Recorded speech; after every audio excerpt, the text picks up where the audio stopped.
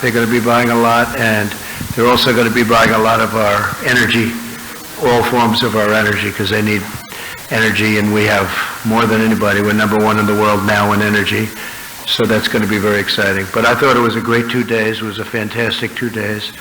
I'm going to be not at all controversial, because I don't want to blow the 2 days plus 2 days of travel on one answer, one little answer like John will ask me one little simple question, and you'll blow it out, and that'll be the end of the trip. They won't even talk about the trips. I'll be very, very conservative in my answers, if you don't mind. But we did. We had a great time. We had great meetings, and we're going for a state dinner, and then after that we get back onto the plane and we go back home. It's going to be about 19 hours, but we look forward to it. Get in tomorrow. But this is a tremendous country. It's 1.4 billion, probably at least the most people, and it's a tremendous market, and they really like us, and I think they like us more now than they've ever liked us, frankly. We have a terrific, a really great relationship between the Prime Minister and myself. So we're going to be doing a lot of things. I think it was really, really worth it. You may ask about the coronavirus, which is very well under control in our country. We have very few people with it, and the people that have it are, in all cases, I have not heard anything other. Maybe there's something new, because for 2 days I haven't been seeing too much of that news, of very much news, because it's been very all-encompassing. We've accomplished a lot here. We had a lot of meetings, as you know. But the people are getting better. They're all getting better. We brought in some Americans from a ship because it was really the right thing to do, and they're in quarantine. And we think they'll be in very good shape very, very soon. We discussed a lot of different elements. We actually discussed the coronavirus, and at this moment, India doesn't have much of a problem, they feel. It wasn't expressed that they did, which is great. And I think that whole situation will start working out. A lot of talent, a lot of brain power is being put behind it. $2.5 billion we're putting in. I see that Chuck Schumer criticized that he thought it should be more. And if I gave more, he'd say it should be less. It's automatic, with these characters. They're just not good for our country. If I gave more, he'd say it should be less. But that's what they do. In the meantime, that's all they can do. They're not getting anything done. We have so many things we could get done. We could so easily do prescription drug. Last year was the first year in 51 years where prescription drug prices went down. But we could drive them down really well if we had the Democrat votes. We need some additional votes. We would really drive them down, as you know. So with that, I think what we'll do is take some questions, and we'll go to a nice state dinner, and then we go home. Yeah, John, go ahead. Mr. President, you just addressed coronavirus, so I will put that aside for the moment. You tweeted about Justice Sotomayor yesterday, saying that she and Justice Ginsburg should recuse themselves from future cases dealing with the administration. What is the basis for your opinion on that? Well, it's very obvious. I always thought that, frankly, that Justice Ginsburg should do it because she went wild during the campaign when I was running. I don't know who she was for. Perhaps she was for Hillary Clinton, if you can believe it. But she said some things that were obviously very inappropriate. She later sort of apologized. I wouldn't say it was an apology, but she sort of apologized. And then Justice Sotomayor said what she said yesterday. You know very well what she said yesterday. It was a big story. And I just don't know how they can not recuse themselves for anything having to do with Trump or Trump-related. The right thing to do is that. Now, as a Supreme Court justice is a different standard, but at the same time, I think it's a higher standard in a certain sense. So they'll have to decide what to do. But her statement was so inappropriate when you're a justice of the Supreme Court, and it's almost what she's trying to do is take the people that do feel a different way and get them to vote the way that she would like them to vote. I just thought it was so inappropriate, such a terrible statement for a Supreme Court justice. What was inappropriate about the statement? I'm not an attorney, so I can't really look into it. Well, you know what the these, statement was, John. Well, she seemed to criticize the White House for running to the Supreme Court at the drop of a hat to seek a No, I don't think that was it. But I think what she did say is she's trying to shame, the way I look at it, she's trying to shame people with perhaps a different view into voting her way. And that's so inappropriate. So let's see what happens. We have things, whether or not they recuse themselves, both. I mean, look, Justice Ginsburg, during my campaign, I protested at the time. She apologized in a very minor form. And what Justice Sotomayor said yesterday was really highly inappropriate, and everybody agrees to that. Virtually everybody. I've seen papers on it. People cannot believe that she said it. Yeah, please go ahead. Thank you, Mr. President. The intelligence community believes that Russia is trying to meddle in the 2020 election. Do you agree with their assessment? And what is your message to Vladimir Putin about potentially interfering regardless of the candidate they support? Well, what I'm reading, and again, I'm over here for the last number of days, but they went to see Bernie, and they told Bernie about something having to do with they want Bernie to win. They did not tell me. Intelligence never told me, and we have a couple of people here that would know very well. They never told me anything about that, and it was sort of a strange thing that they went to Bernie. And now I find out, if I believe what I read in some of your documents and some of your papers, that it was highly exaggerated. And frankly, I think it's disgraceful. And I think it was leaks from the Intelligence Committee, House version, and I think that they leaked it. I think probably Schiff leaked it, but people within that, Schiff leaked it, in my opinion. And he shouldn't be leaking things like that. That's a terrible thing to do. But basically, they would like to see Bernie is probably winning, and looks like he's winning, and he's got a head of steam, and they maybe don't want him for obvious reasons. So they don't want him, so they put out a thing that Russia's backing him. This is what they do. I've gone through it for a long time. I get it. I get the game better than anybody. And that's the way it is. Terrible thing to say. And they didn't say it about me. I will say this. Somebody leaked it in intelligence, but nobody ever told me that. We have Ambassador O'Brien in the audience someplace, and he can tell you that this was never discussed with us. So I think it's terrible. They ought to stop the leaking from Intelligence Committee. And if they don't stop it, I can't imagine that people are not going to go after them and find out what's happening. Yeah, please. But do you believe... Go ahead, ma'am. Mr. President, this is Madhu Bhatia Jha from Indian TV News, ABP Yes. News. And you're trying to get a peace deal with the Taliban, and India has a growing investment in Afghanistan. So the way the deal is being worked out, what would be India's role and Pakistan's role in the region? Well, I think India would like to see it happen. I spoke with Prime Minister Modi today, and I think they would very much like to see it happen. And we're pretty close. We'll see what's going on. We've got 2 days now under our belt without violence, or I guess a minimum of violence. And we'll see what happens, but people want to see it. It's very interesting, that one. Everybody's happy about it, even people that are normally against me, like 99.9% of the time, because we've been there for 19 years, and everybody would like to see it happen. I was actually surprised. I thought the Schumers of the world would say whatever the opposite is, because that's all they can do, cry and chuck. But people are they're really happy to see that we're trying very hard. We'd bring it down to 8,600, and from there we'll make a decision as to what the final outcome would be.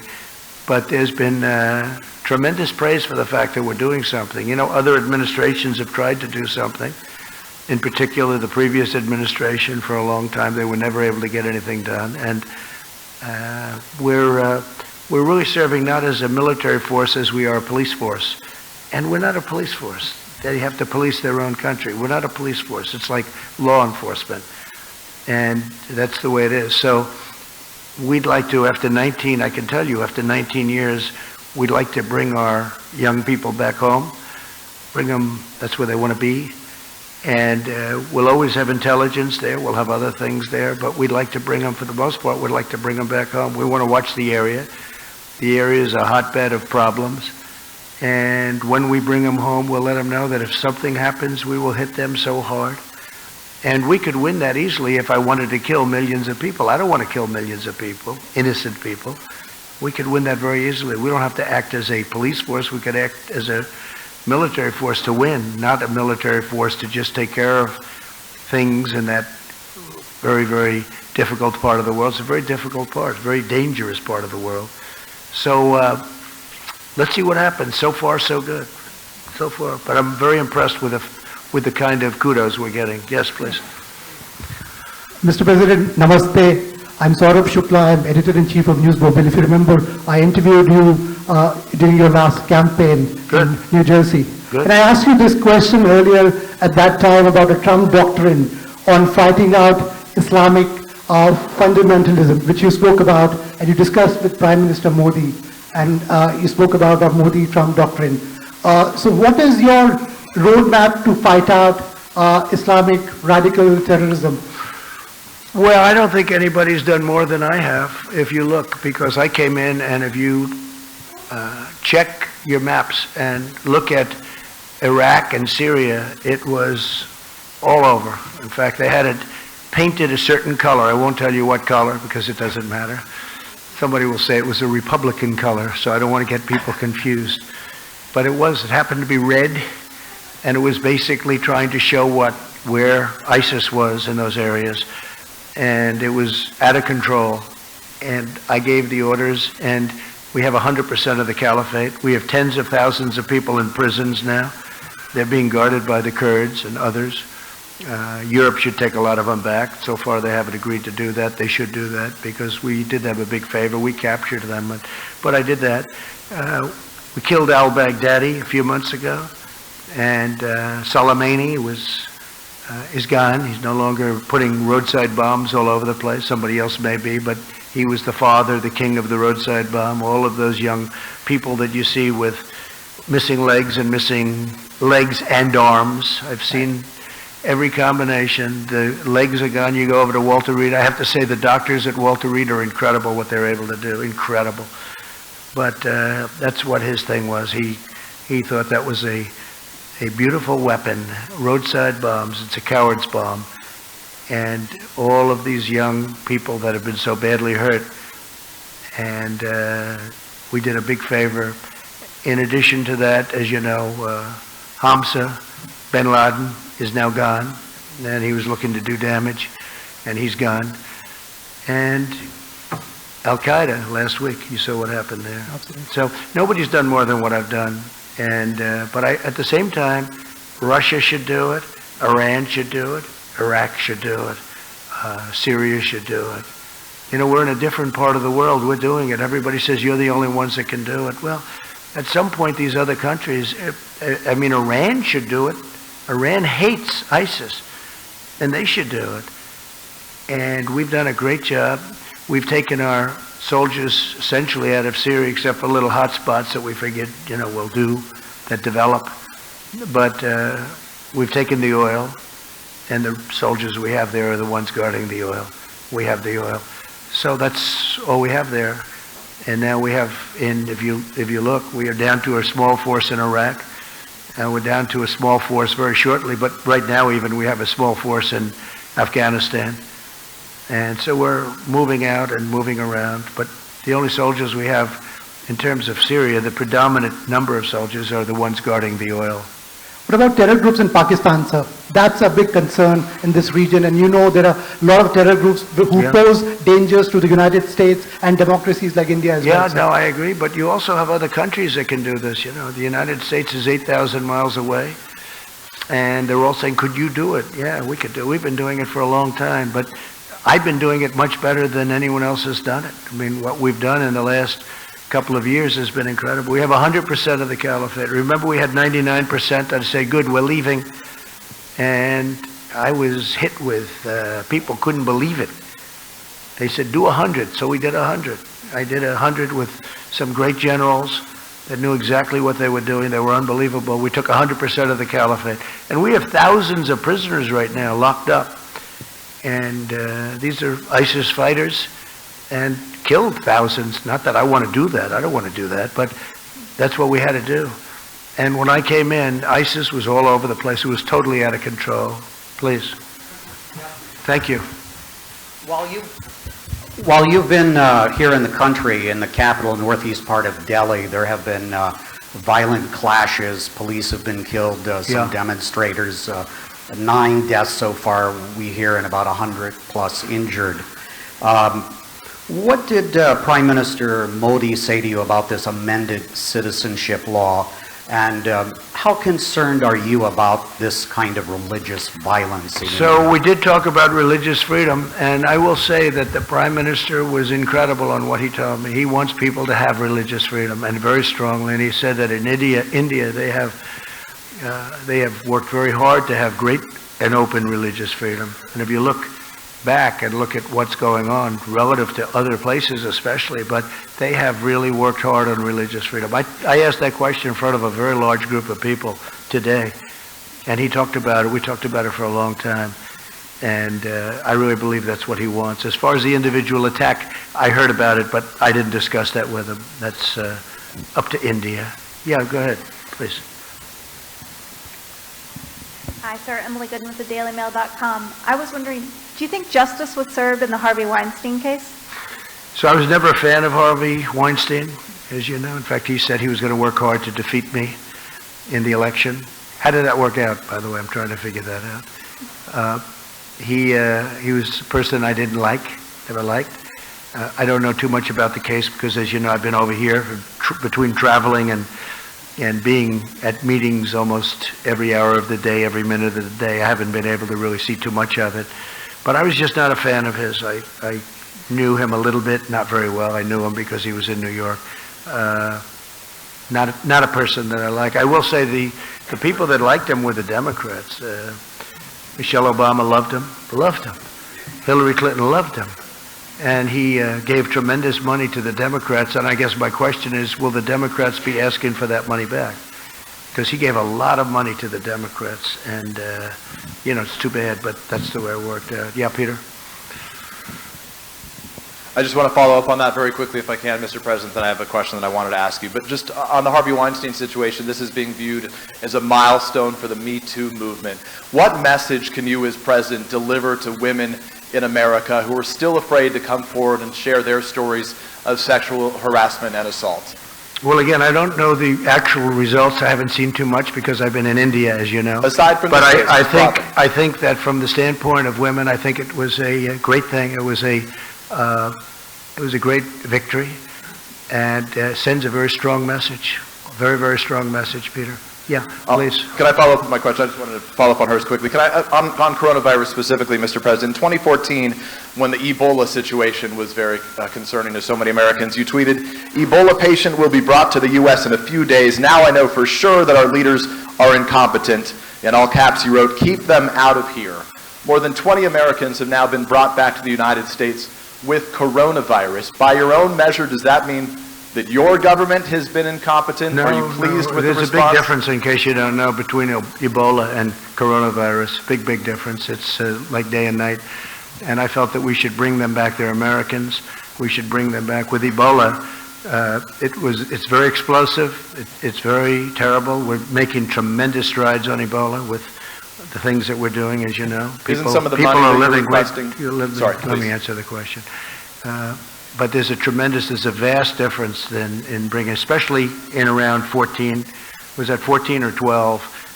And at that time, nobody had ever even heard of Ebola or ever conceived of something where you basically, people would disintegrate. And we're still working on Ebola. We're doing the vaccine. Survived, though, right? Yeah, we're doing a vaccine. We're doing a lot of things having to do with Ebola. We're not forgetting about Ebola. That's a horrible thing, but we have that now very much under control, other than certain parts of the Congo where they're having war and we can't get in. So we're still working on that. But as far as what we're doing with the new virus, I think that we're doing a great job. I felt that, and the decision was made in Japan, let these Americans come back and we'll see where they are, but they were immediately put into quarantine. There's no problem with it whatsoever. They're all in quarantine.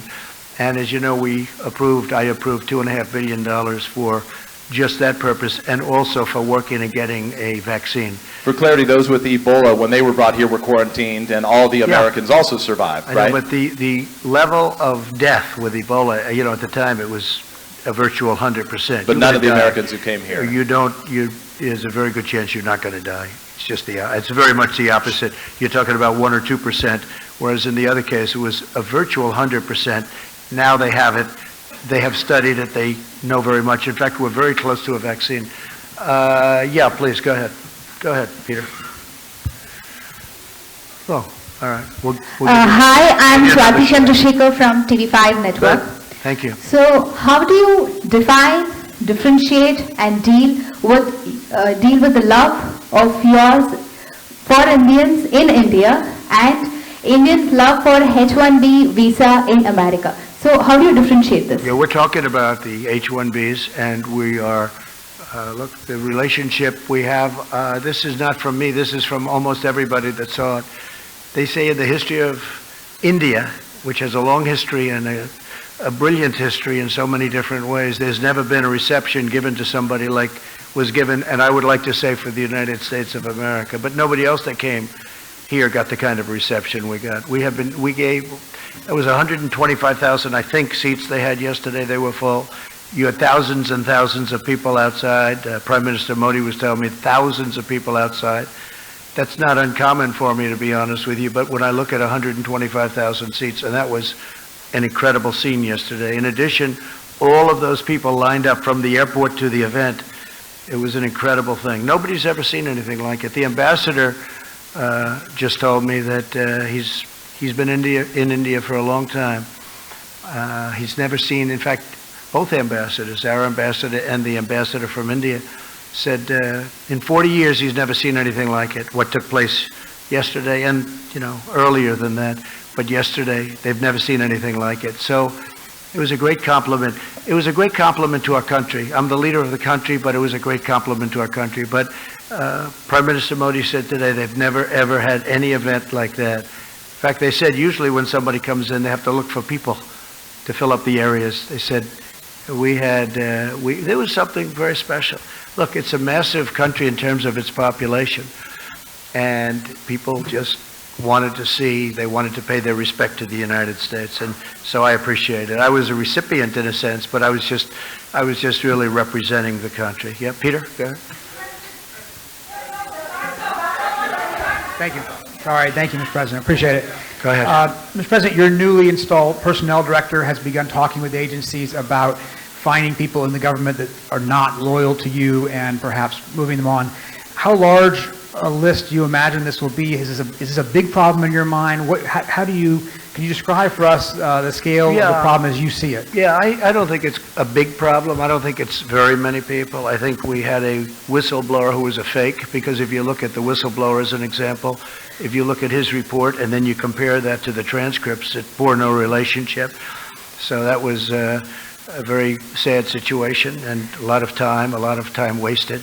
Although, as you will admit, in fact, you wrote very nicely, I appreciate it, the poll numbers have gone up very much, but that's not appropriate to have to benefit by something like that. Then there was supposed to be a second whistleblower.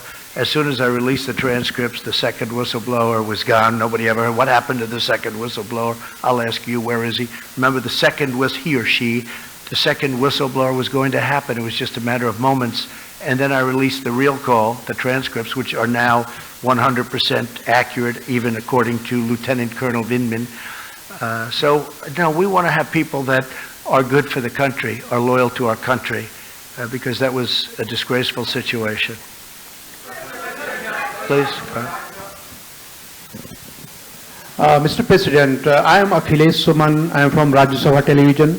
It's a parliamentary channel of India, upper house, like you've seen it. Good. India's concern is with neighborhood, and even Prime Minister Modi tell that you are very good friends. What is your strategy about terrorism that is coming out from Pakistan to India? Because we have been suffering from this type of terrorism for the last 20 years or so. What is your strategy? What are you going to do? We talked a lot about Pakistan. I have a very good relationship with Prime Minister Khan, very good. We talked about it today at length, actually, and Prime Minister Modi. And it's no question it's a problem, but it's a problem they're working on it. India is, it's a brave nation too. There's no pullback from India. And we just hope, and I said I'll help, I'll do whatever I have to do if I can do that, because my relationship with both gentlemen is so good. But there has been difficulty in Pakistan, and we're seeing what we can do about it. Anything I can do to mediate, anything I can do to help, I would do. They're working on Kashmir. Kashmir has been a thorn in a lot of people's sides for a long time. And there are two sides to every story, but they've been working on that very hard. We discussed it at great length, terrorism, and I think we have some very good ideas. He's very, very strongly against terrorism. I'll tell you, Prime Minister Modi is a very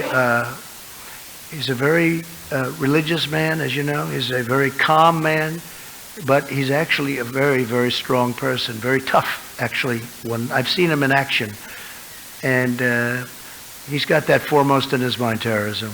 He'll take care of it. Please. Go ahead. You, right here. That's fine. Right there. Mr. President, thank you. The backbenchers have been waiting for far too long. I'm Richa from Business Line, and we would like to take you to your today's meetings. Before coming to India, you said trade deal will be later, but of course sometime soon. In the morning, you spoke about energy security and energy deal, and you are already the 5th supplier to our country. You said other sources also. We would like you to elaborate on that. When we are talking energy security and energy deal, what are we looking at? Yeah. And is nuclear happening? So we talked about many things, many things. We talked about Iran, we talked about Iraq, we talked about, we were together for 2 days. I'm going to be with Prime Minister Modi tonight for a state dinner at 7 o'clock. It starts at 7, I believe. And we talked about exactly all of the things that you're talking about. We also talked about tariffs, because as you know, India is probably the highest tariff nation in the world, meaning charging tariffs to outsiders. And I said, we have to stop that. We have to stop it, at least as it pertains to the United States. And I think we're understanding each other. With China, we worked a deal, and we worked it because of the tariffs, and I was able to leave the tariffs on. That will take care of phase 2. We still have 25% on $250 billion. But in the meantime, we're working with China very much on the virus. We feel that's something. And I have to tell, I spoke to President Xi the other day. He is so committed to solving that problem. He is working very hard. He is very capable. The country is very capable. And it snuck up on him, but I think he's going to do well. Now you see it's going to South Korea, and it's going to Italy, and it's going to other places. But I spoke to all of them. They're all working very, very hard on it. The United States, because of an early decision I made a decision, I believe it was the first time it's ever been done. We closed the country to certain areas, as you know. And I was criticized for that decision. Now they're saying it was a good decision. I think it was a good decision because we have very few people. And you can add to it a few people that we took in because they were Americans. I mean, what are we going to do? And they were almost in between countries where people weren't going to take them, and they're Americans. But they're fully quarantined. They call it fully quarantined. So, we did the right thing. If you were out there, if you were an American and you refused to have any help from your country, these were wonderful people. It wasn't their fault. So, but we're really down to probably 10. Most of the people are outside of danger right now. But we've had a very strict line on the people that would take in the areas from which we take. And I did it very early. It's never done before, and I did it early. So I think it was a good decision as it turned out. Yeah, please. Just wanted to follow up on my colleague's question about Russian interference. Can you pledge to the American people that you will not accept any foreign assistance in the upcoming election? And on this idea of a purge in your administration, there was recently the departure of your acting DNI, Joseph McGuire. You replaced him with your ambassador to Germany, Rick Grinnell. Some of your critics have pointed out that Ambassador Grinnell has no intelligence experience. How can you justify to the American people having an acting DNI with no intelligence? Okay, first of all, I want no help from any country, and I haven't been given help from any country. And if you see what CNN, your wonderful network, said, I guess they apologized in a way for Didn't they apologize for the fact that they said certain things that weren't true? Tell me, what was their apology yesterday? What did they say? Mr. President, I think our record on delivering the truth is a lot better than yours sometimes, Your if you record don't mind me is, saying. let me tell you about your record. Your record is so bad you ought to be ashamed of yourself. You have probably I'm the not worst ashamed of record. anything, and our You probably have the organization worst is not record in ashamed, the sir. history of broadcasting. As far as McGuire is concerned, he's a terrific guy, but you know, on March 11th, his time ended anyway, so his time came up. So we would have had to, by statute, we would have had to change him anyway, so the Will your time new was there. DNI have experience I in the think, intelligence yes, field? yes. In fact, we're talking to 5 different people right now. I think all people that you know, all people that you respect, and I'll make a decision probably over the next week to 2 weeks. We have some very good people. But Joe McGuire is a very excellent guy. He's a very good man. And his time was March 11th. I believe it was March 11th where he would have had to leave. Was he But we forced are out going because he to- wasn't sufficiently loyal to you? No, not at all. Not at all. He was pushed out because, frankly, he wasn't pushed out. He would have had to get out. On March 11th, he would have had to leave. But we're going to be making a decision on DNI very shortly. Thank you, sir. Yeah, please. Go ahead, please. Yeah. Mr. President. Well, that's not nice. Yeah, let her do it. Let's go I one by know, one. but you ripped the mic out of her hand. You can't do that. So rude. Boy, that wasn't very nice. He's...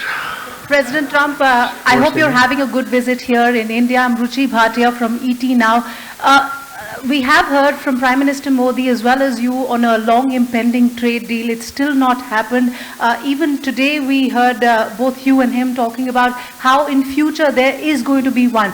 Have you been able to figure out the kind of differences that were there earlier? we know especially on data localization, that has been one of the sticky points. Sure. We know the problems. I know the problems. Previous administrations had no clue. They didn't know the problems. I know the problems. We're being charged large amounts of tariffs, and can't do that. Can't do that.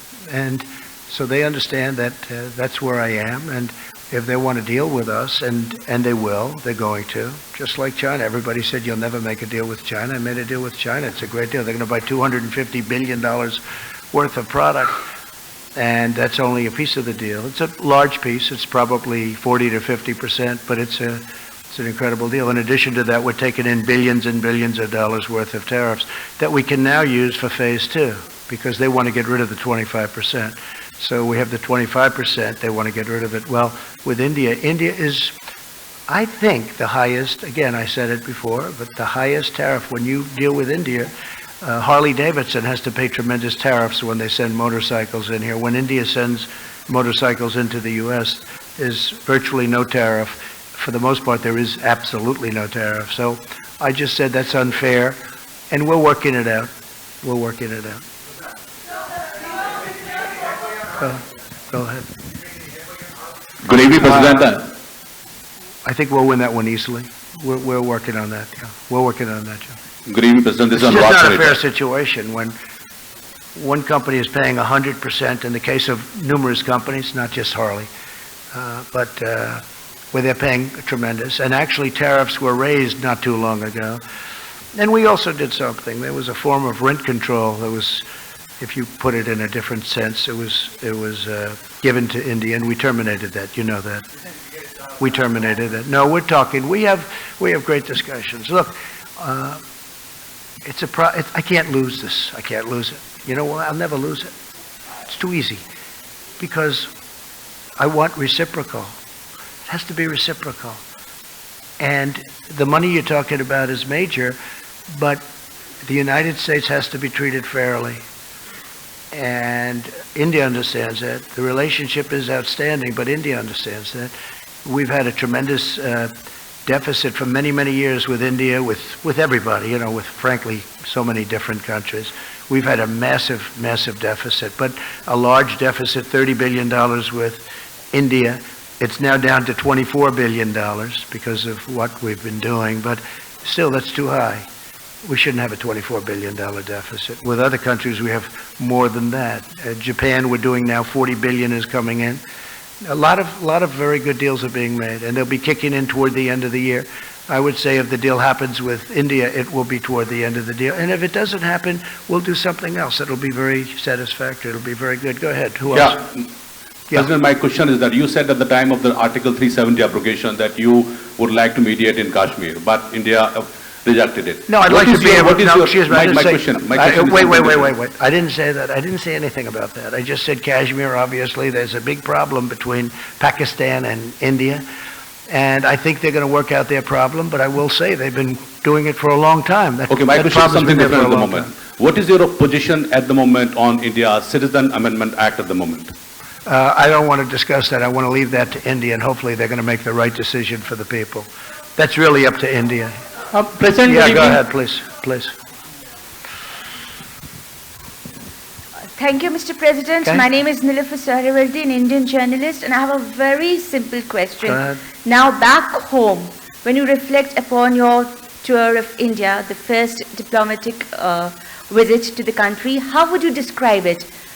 Cultural diplomacy, Trump diplomacy, or do you have any other word for that? Well, first of all, I describe it as incredible because when I looked at the various things, like today, when we went, you probably saw where we were, and when you look at all of the things that we've seen today, when we look at yesterday the Taj Mahal and other things, in addition to working in between and even during, where, you know, we worked very long and hard with representatives from India, most particularly with the Prime Minister. I just think it's an incredible country. It's got unbelievable energy. You see that when you come in from the plane. When you see from, I think I can say, virtually from the plane to whatever venue we were going to, it was wall-to-wall people. They've never seen anything like it. Somebody said it was the greatest greeting ever given to any head of state from any country. Now, India has more people than any other country, a little bit more than China, a little bit tiny. How would you describe it diplomatically? Is it Trump diplomacy? I think the diplomacy is a diplomacy of great friendship and respect. And I think it's going to all work out very well. I really do. I admire your country tremendously. I respect your Prime Minister tremendously. And I think it's really a diplomacy of friendship. And I think it's going to work out very well. Okay? Okay? Go ahead, please. Please. Go ahead, right next to Steve. Thank you, Mr. President. As you know, the Chinese government recently ejected several Wall Street Journal reporters. What is your administration considering to do in retaliation to that move? Are you considering banning or restricting the access Chinese journalists, for example, have to the United States? So I haven't really been given a full briefing on that. We're going to look at it. We will look at it. It's something that I don't like to see. I don't think it's fair because we give very good access. Maybe some people would say we give too good. I don't believe in that. I think we give very good access, so I don't think it's fair. But we'll have a decision made on that relatively soon. Okay? Thank you. Good question. Please, go ahead. Go ahead. Go ahead. Venezuela. So will you allow Indian companies to continue to buy Venezuelan oil from third parties, especially when you have sanctions? Well, you'll be seeing something on that in the not-too-distant future. Yeah. So there could be more stringent sanctions against Venezuela? There could be very serious sanctions. Or against the Indian companies continuing to buy what's happening in Venezuela is so sad. People are starving. Here's a case where a country was wealthy 15 years ago and very wealthy 20 years ago. Very, very wealthy. The wealthiest in all of Latin South America. The wealthiest. And by far, not even a contest. And when you look today, they don't have water, they don't have basic food, they have no medicine. It's incredible what's happened in Venezuela. No, we're watching Venezuela very closely. We don't like it. We don't like it. Not at all. Okay?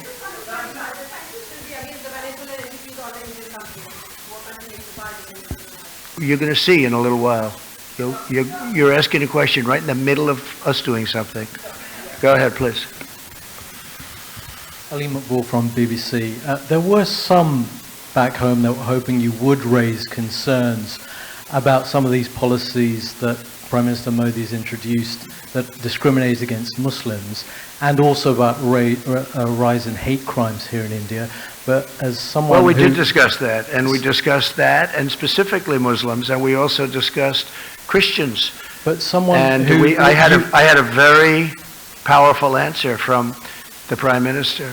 We talked about religious liberty for a long period of time in front of a lot of people, and I had a very, very powerful answer.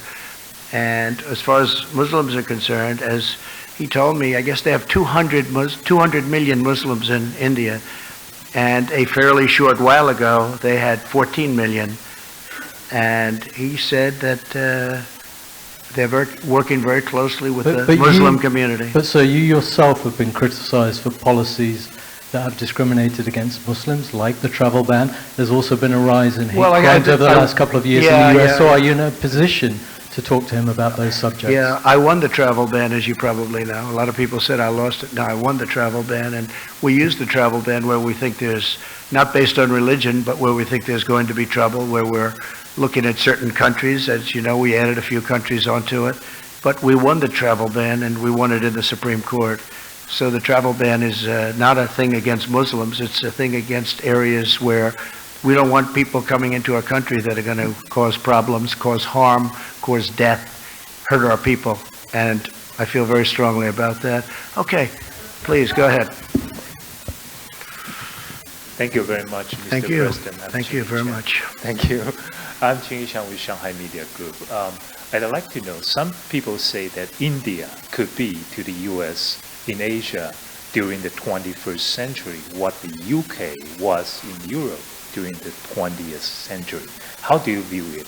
Well, I think that India is going to be a tremendous player over the next, it's now, right? But over the next period of 50 years and 100 years, look, you're talking about the largest population in the world. You're talking about a tremendous country in terms of its heritage, its potential wealth, frankly. Right now, they have incredible potential. Economically, they have great potential. Their schooling system is getting better all the time. They're doing a fantastic job in certain sectors with respect to education. We see it in the United States. We see it. We have a lot of Indian students coming to our schools. They're great students, and they've done fantastically well at our schools. But we have, thousands and thousands of people coming from India coming to our colleges in particular, schools, but our colleges in particular. No, India's got a phenomenal future. I mean, you can rarely think of a place that has a better future than India, and highly respected, especially with leadership like Prime Minister, right? Modi. Yeah. Go ahead. Pick one. Go ahead. Sir, Ritu Panda from CNBC TV 18 India. American companies have been investing in India for a long, long time. Are you satisfied with the Indian investment regime, especially on issues like multi-brand retail and e-commerce, on which companies from US have a lot of interest in? So I'm very satisfied because they're investing tremendous amounts of money. I met Mr. Patel a little while ago. He's the largest steel person in the world by far. I don't think there's even a contest. And he's going to be building $1 billion plant in Alabama. We had the press, I left him in there, always a risky thing to do. But if you see let's say we answered 15 questions, they were talking about how much better it is to work in the United States now in terms of their investment. They have done a fantastic job. These are some of the biggest entrepreneurs in the world. I'm not even sure if the media really understood who they were. I knew many of them, certainly heard of all of them. The job they've done is incredible. But Mr. Patel, who's the biggest steel company, certainly the biggest steel individual, but I think he's the biggest steel company by a lot. He's investing billions of dollars in the United States, and he's only doing it because of what I've done to bring back the steel industry. The steel industry was dead, absolutely dead in the United States, and now it's a vibrant industry. It's incredible, and we need it. Again, we need it for defense. It's not just like certain industries that you don't need. We need it for defense. But he was glowing, and one of the reasons he's spending $1 billion in Alabama and more money in other places in the United States is because we brought it back. So we're very proud of that. So I think what we'll do is we're going to see some of you on the plane on the way back. It's been an honor to be here. It's an incredible place with incredible leadership and an unbelievable future. And I just want to thank you all, and I'll see you back in the States, and I think some of you are on the plane, and we can talk a little bit on the plane too. Thank you very much, everybody. Thank you very much.